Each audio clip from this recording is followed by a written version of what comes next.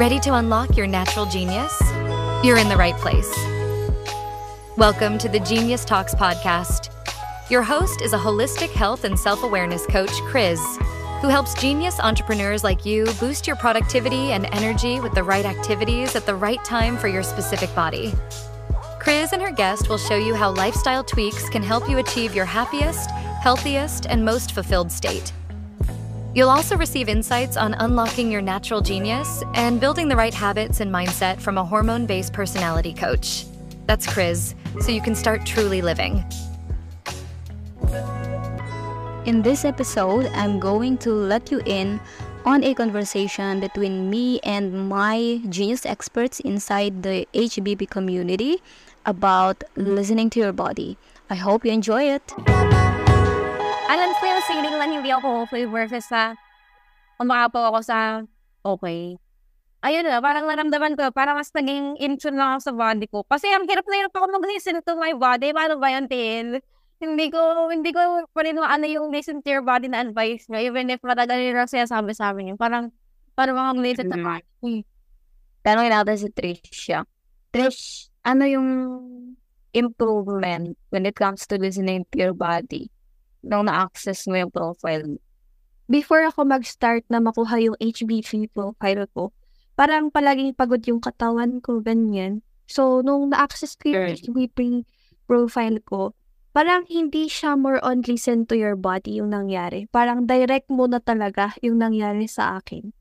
Tapos, dun ko na nakita yung improvement ng katawan ko. Tapos, dun na ako nag-listen to your body. Kasi, minsan yung before the HBP profile, pag sinabi nung katawan kong pagod ako, pero hindi talaga ako nakapag-exhaust ng energy.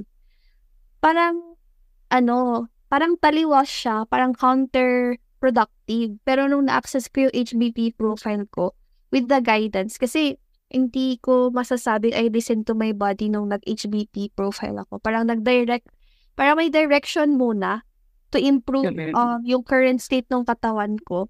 Tapos, nung nag-improve na, doon na pumasok yung listen to your own body for me, TL. Parang, kasi kumbaga may reference ka na.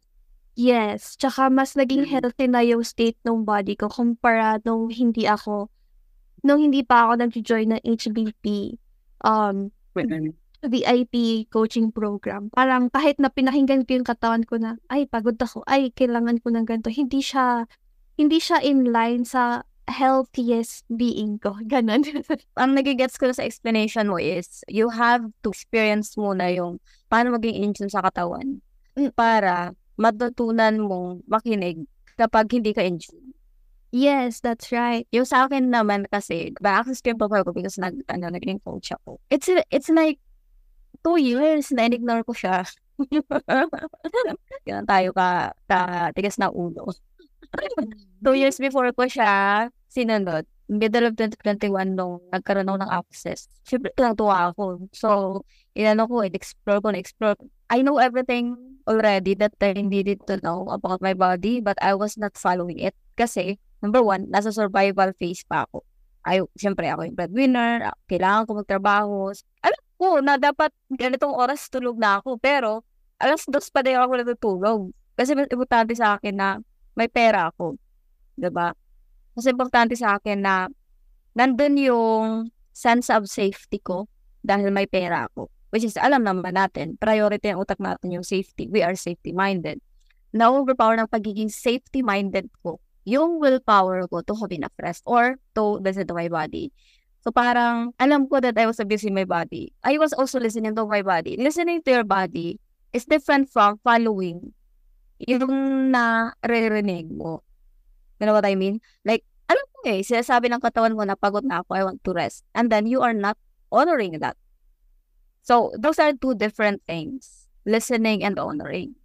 So, the thing is, you already know how to listen to your body. You're just not honoring it. Kasi, nasa survival mode ka pa. So, you already know that. You already feel that in your body. Ignore mo lang. Because, yun nga sabi nga ni Tricia, you are not in tune.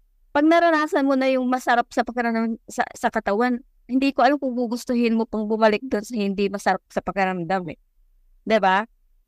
So, it's really important na maranasan mo muna yon for a a period of time, at least, I would say, at least 90 days na dire-diretso. Kaya nga yung VIP coaching ko, it's 6 months para doble. 'Di ba? Para the mentee has a time to fail, commit mistakes, hindi ma-follow yung chronobiology.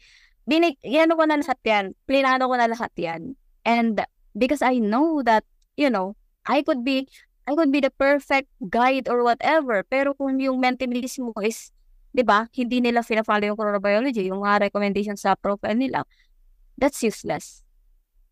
'Di ba? I could have all the knowledge that I can give them in the world, pero kapag hindi sila nag-apply, it's still useless. So I have to give them that space to, to fail, commit mistakes, feel all the negative feelings na mafe-feel nila kapag hindi nila na-follow yung profile nila.